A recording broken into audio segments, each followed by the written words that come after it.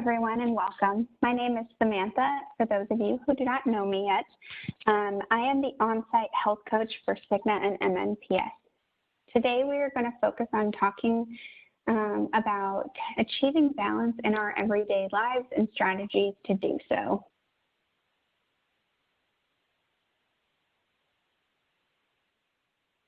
So for today, we're going to start with asking if our life is in balance or if it's not. How to restore harmony and balance with simple strategies using time management, energy management, health management, and relationship management. And then we're going to end our discussion today with talking about goal setting to achieve a healthy and balanced life. So just as a show of hands, how many people feel they've achieved a perfectly balanced life?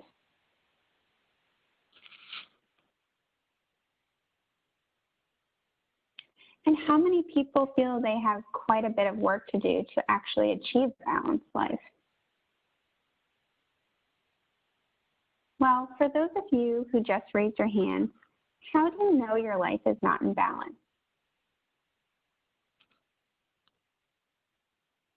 A few ideas could be fatigue, headache, lack of patience, decreased productivity, missing important events, suffering relationships, family conflict, poor health, high stress, anxiety, and or loneliness. Sometimes a balanced life seems out of reach. Maybe you can relate to the images on the slide. Are you trying to juggle so many demands that self-care, hobbies, and life goals are neglected? Information technology and a competitive work environment have substantially increased workload over the last 25 years in the United States. More and more Americans report experience job burnout, anxiety, depression, as well as other lifestyle-related health complications. Finding balance in your life is the key to combating these negative factors.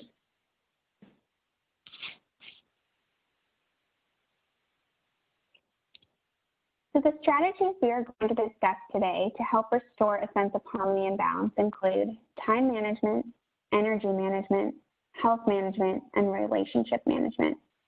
That sounds like a lot, doesn't it? But you may be excelling in some of these areas, so take notes in the areas in which you have some opportunity to make change.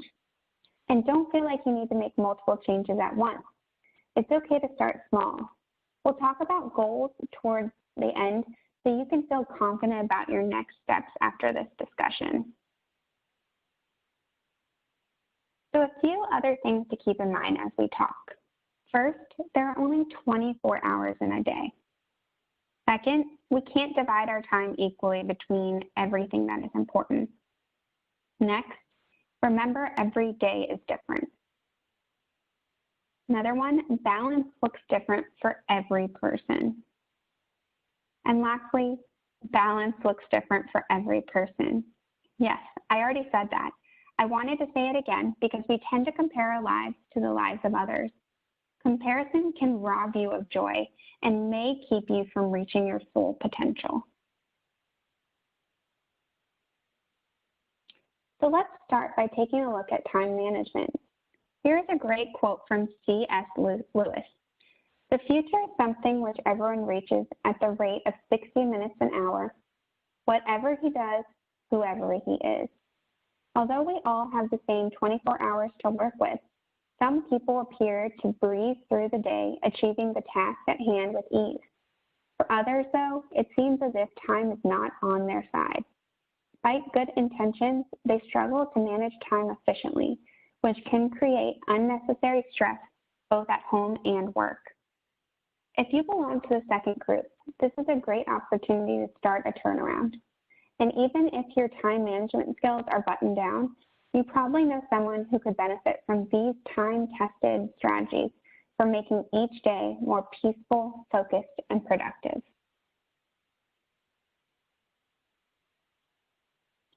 So take a time inventory. So where does time actually go? If you find yourself asking that question and you don't know the answer, you might benefit from doing a quick time inventory. This exercise can help you understand where you are dedicating the majority of your energy. In this example on the slide, the individual spends 10 hours at work, 8 hours sleeping, 3 hours on family-related activities, 2 hours of commuting, and is left with about 1 hour of downtime at the end of the day. You'll notice no time is spent on friends or healthy activities. Now, for some, these categories might not be priorities, but for others, staying connected to friends and regular exercise might be important, and when cut out, result in an unbalanced life. So let's take a few minutes to think this through. If you are confused on how you are spending your day, try to get a pen and paper and draw a clock and fill in how you think you allocate your hours within a 24-hour day. Where are you spending your time? Where do you want to spend your time? Now, does it align with your personal and professional goals? And how about, what are you spending too much time doing that does not align with your goals? In the next slides, we will review tips that will help you get on track with managing your time.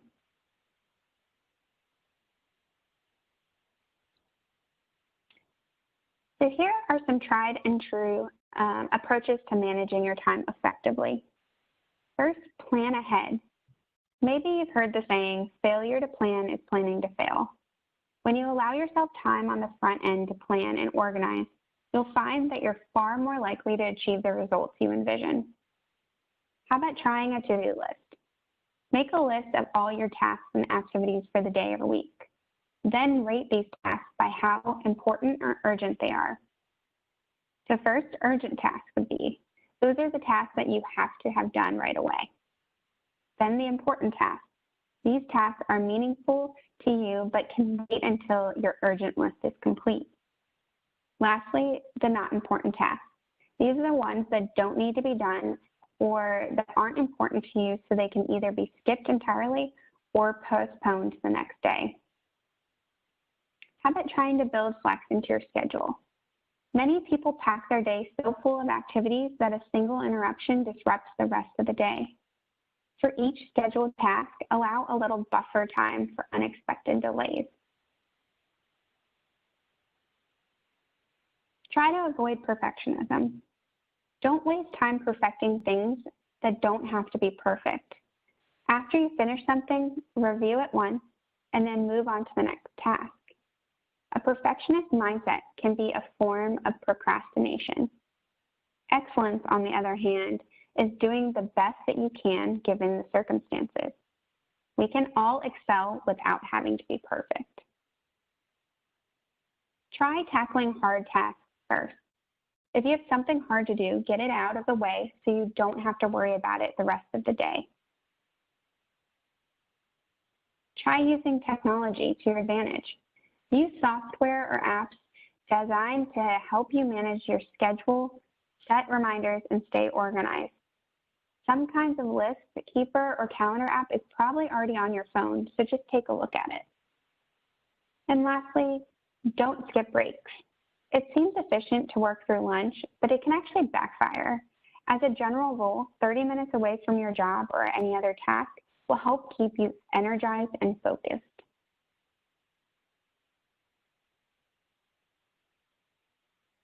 So technically speaking, we can't create more time, but it is possible to regain some time.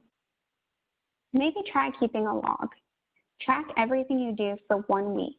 Include work-related and non-work-related activities. Decide what's necessary and what satisfies you the most. Cut or delegate activities you don't enjoy and don't have time for.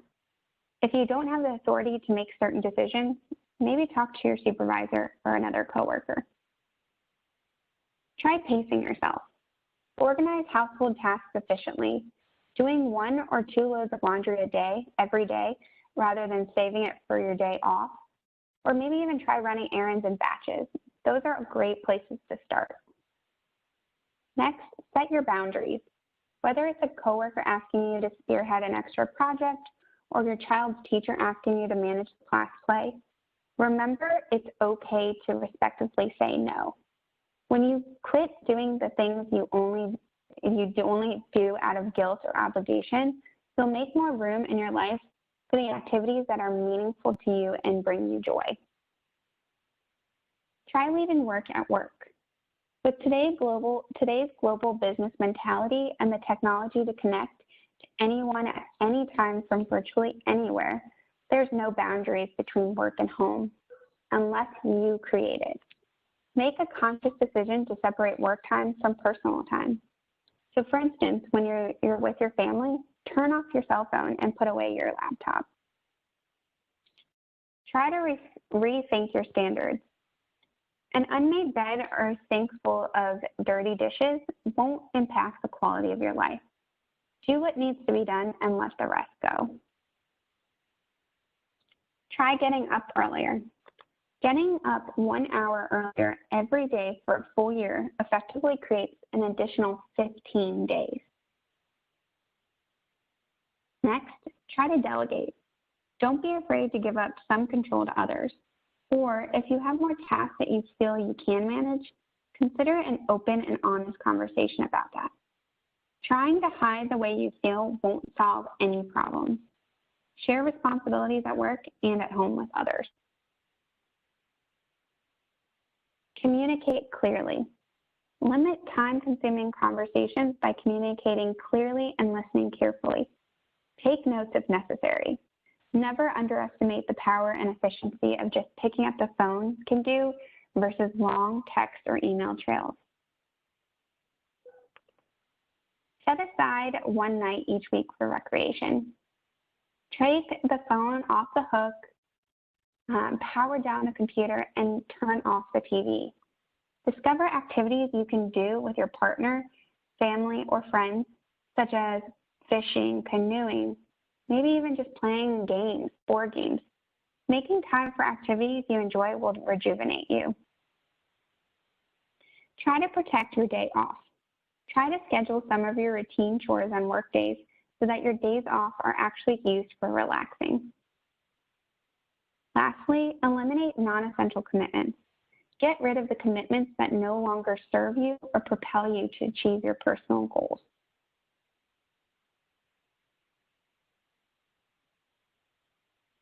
We just talked about managing our time. How we manage our time can definitely impact our energy level. For instance, managing time ineffectively can leave us scrambling and zap our physical and mental energy. If we approach tasks in an orderly and organized manner, we won't be stressed and zapped of energy. How often do you stop and do an energy check? Is your tank full or empty? If we can manage to keep our tank full, we are generally more productive, which leads us to feel more accomplished. Here is a quote by Oprah Winfrey about energy. She says, "Energy is the essence of life. Every day you decide how you're going to use it by knowing what you want and what it takes to reach that goal, and by maintaining focus. So the important is to figure out what you want overall and what you have to do to achieve it within reason." So how do we restore our energy to keep our tanks full? The answer will be different for everyone. You have to find what works for you. Here are some examples and ideas that could help. So trying to get enough sleep. We all know sleep is important. Sleep gives your brain a little vacation, and during this downtime, your brain has time to grow and repair cells, form new pathways for learning and processing information, and can restore energy for the next day. Every person is different, and therefore how much sleep a person needs depends on a variety of factors, including how much sleep you obtained on previous days. Research cannot pinpoint an exact amount of sleep people need at different ages, but in general, 7 to 9 hours is the recommended amount for adults. Try to nurture yourself. Set aside time each day for an activity that you enjoy. It could be walking or working out or even listening to music. Unwind after your hectic workday by maybe watching your favorite show or taking a bubble bath or even reading. Just figure out what's best for you. You could try connecting with nature. Nothing heals like Mother Nature. Go outside and smell the roses, literally. Maybe even try going for a hike or go gardening. Take a break. We mentioned earlier how important breaks are during the day. Breaks help us return to task at hand more refreshed and energized. How about spending time on hobbies or other activities you enjoy? It's important to make time for you. What do you enjoy? Do you like playing instruments or playing a sport? Do you like working with your hands or building things? How about crafts or scrapbooks? Just make sure your schedule includes that time for yourself. Focus on one project at a time. This can help keep you from feeling like you are running all over the place, yet not accomplishing anything. Focus your energy on one task, complete it, and then move on to the next. Balance doing activities that require energy with spending time to renew your energy.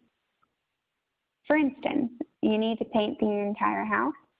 Break it up into manageable sections and stop to hydrate, refuel with a healthy snack, and rest for a bit every so often.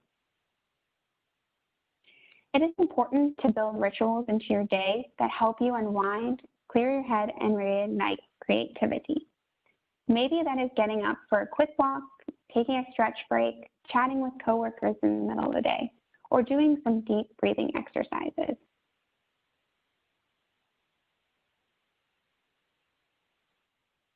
Nutrition. Part of achieving a healthy, balanced life includes fueling our bodies with a healthy, balanced diet so we feel our best. This doesn't have to be complicated. In fact, following this simple checklist can help. First, focus on your whole fruits. Try eating seasonally. Checking with fruits that are in season, what they are, and buying them, that can actually save you money. Are you craving something sweet?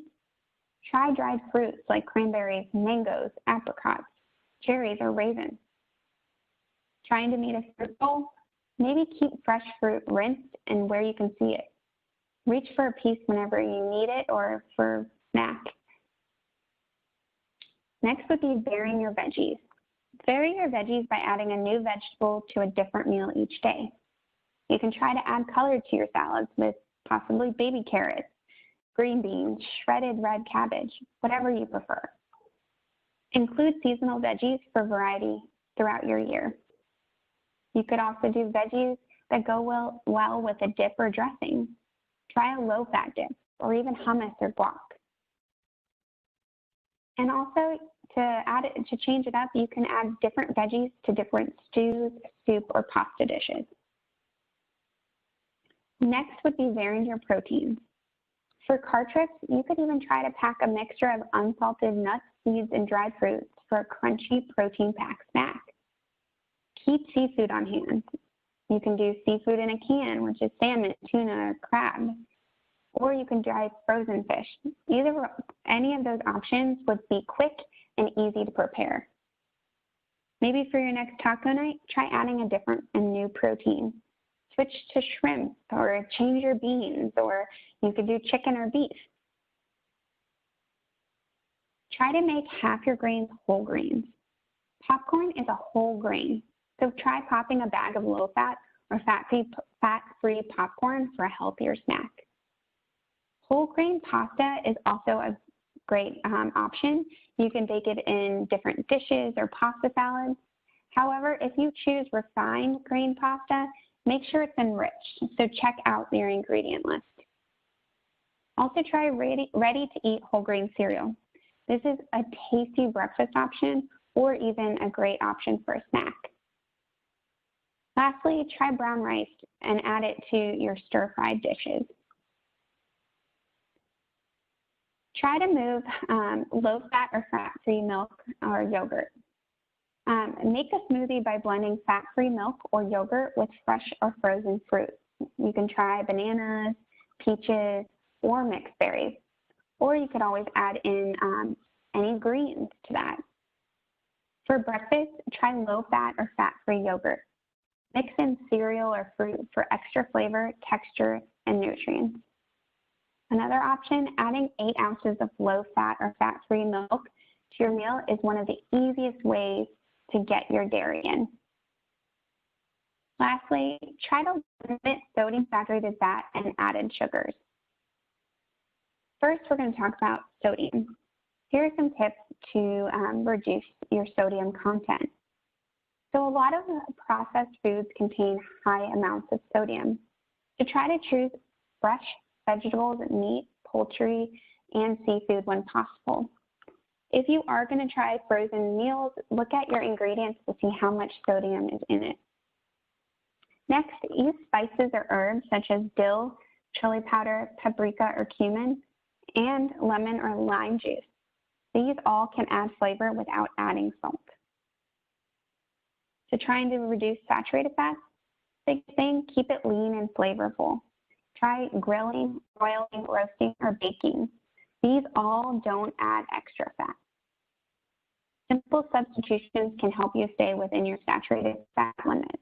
For example, try using non-fat yogurt when you make tuna or chicken salad instead of mayo. And lastly, added sugars. Try to split sweet treats and share them with family or friends. Another option, cut calories by drinking water or unsweetened beverages. Soda, energy drinks, and sport drinks are all major sources of added sugar.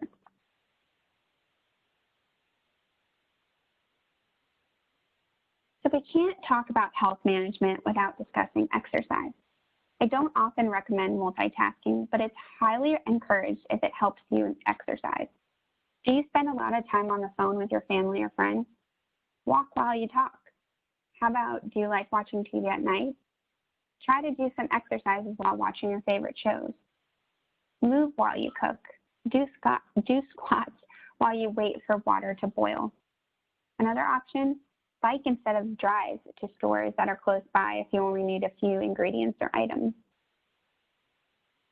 So it is said that adults should get at least 150 minutes each week of aerobic physical activity at a moderate level, or 75 minutes each week of aerobic physical activity at a vigorous level.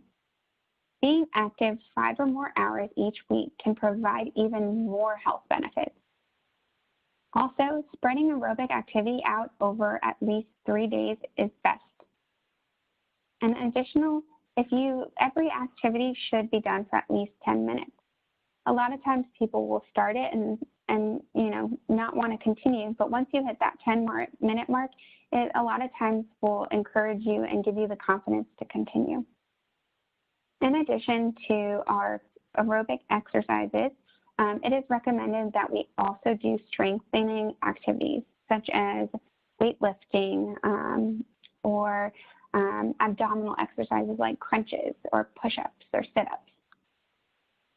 Some examples of moderate activities include walking briskly, bicycling, trimming general gardening like trimming shrubs or raking, dancing.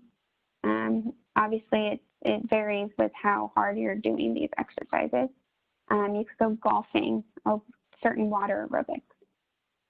Some examples of vigorous activities would be running or jogging, walking faster, so at a 4.5 mile per hour rate usually. Also cycling, doing more than 10 miles per hour. Heavy hard work like chopping wood. Another would be swimming, like freestyle laps. Just to remind you all, the fitness center at the MNPS clinic over in Fessy Court is open and has in-person and online classes. If that's something you're interested in, check on the main page website, or you can always email me and I can send it to you. Fostering social connections. Your network of relationships may be big or small. 1 or 2 close family members or friends may be all you need to feel supported and valued. Whether your circle is big or small, the important thing is that you are there for each other. Try to connect with people who have a positive outlook and can make you laugh and help you. The more positive your relationships are, the better you'll be able to face life's challenges. Remember that giving support is just as important as getting support. You count on your social connections for support, but they also count on you. Make sure you take your time to reach out to family members or friends who might be struggling. If you are looking to expand your social circle, try finding groups or organizations that share your view or your beliefs. When making new friends, look for people who have similar lifestyles as they can relate to your situation. Another, keep date night alive even when it's challenging. So for instance, if you can't find a sitter or afford to go out, make plans for a game night or movie night after the kids are tucked away in bed.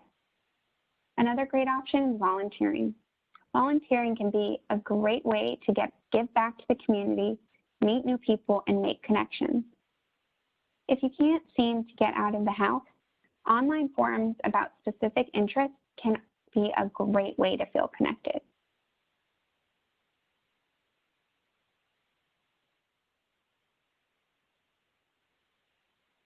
Communication. When we think about managing and building healthy relationships, it's all about communication. Communication can have a powerful effect on bringing us closer to or further away from another person. How we communicate affects how others respond to us. Listen. Give your full attention to the person speaking. Don't let your thoughts wander and get distracted from the topic at hand. Try to focus on what the person is saying and try to see things from their perspective. Let the speaker finish before you begin to talk. Finish listening before you start talking. You can't fully listen to someone if you're thinking about what you're going to say next. Giving visual feedback can be helpful, so nod, smile, laugh, or frown to show your feelings about what the person has said. Next, assume the best. Unless you have evidence, try to give people the benefit of the doubt. Think ahead. If you've had a bad day, call your person and let them know so they can prepare themselves. Be assertive. Respectfully and clearly communicate your needs and feelings. Manage conflict. Use feeling words rather than assigning blame. For example, try saying things like, "I feel upset when you said that," rather than "you do that to upset me." These kinds of I statements help both of you identify the cause of the problem and the effect it's having on you. Lastly, deal with issues as they arise. Don't put it off. Instead of letting these things build up until you explode or over something small, try to deal with issues as they come up.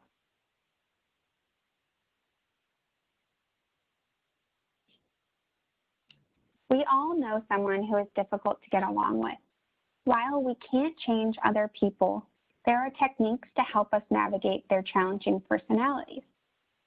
As you can see on the slide, there are different personality and behavior traits and how to actually work with it. So the first one is aggressive and hostile. Try to take unpredictable actions. So become nicer as they get angrier or quieter as they become louder. For negative behaviors, ask them to suggest alternatives. Passive, ask open-ended questions that require more than a yes or no response.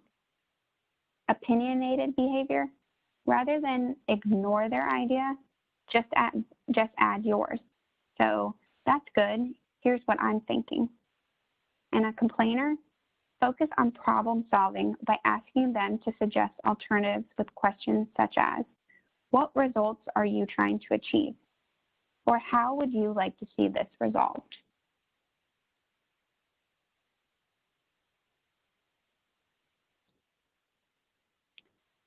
So we've covered a lot of ground today. We talked about ways to manage time, energy, our health, and relationships in order to achieve a healthy, balanced life. Remember, you don't have to change everything all at once. Now it's time to figure out where to start.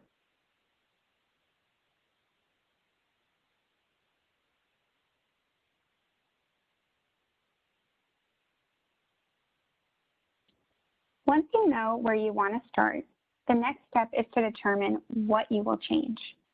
Goals can be powerful tools to support you through the process of change and keep you focused on your desired outcome.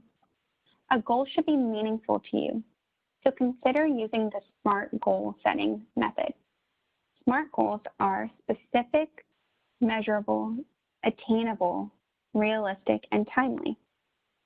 So in terms of specific, what is it exactly that you want to achieve? Having a clearly defined goal can help you identify the smaller steps needed to reach it. If your goal is too general, it'll be difficult for you to know when you actually accomplish something. Next, measurable. Set up ways to measure your progress to reach your goals. One way is to break down your goals into small steps and set target dates for accomplishing each one. Attainable. Any goal you set needs to be within your reach. What are the different ways you can reach your goal? Realistic. How likely are you to achieve your goal?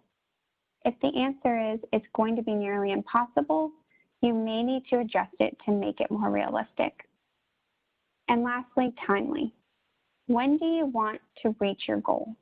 Putting an endpoint on your goal gives you a clear target to work toward. Remember to be patient with yourself. Change takes time. You can control your behavior, but you can't always control the outcome.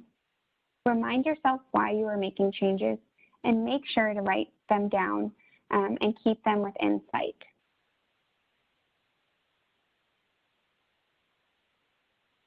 Here are some resources to help you achieve a healthy, balanced life.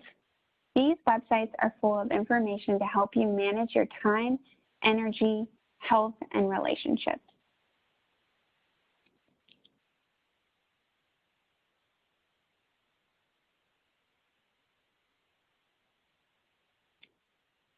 So if you have any questions about today's webinar or health coaching, please contact me at 703-718-1576, or you can email me at samantha.simpson@cigna.com.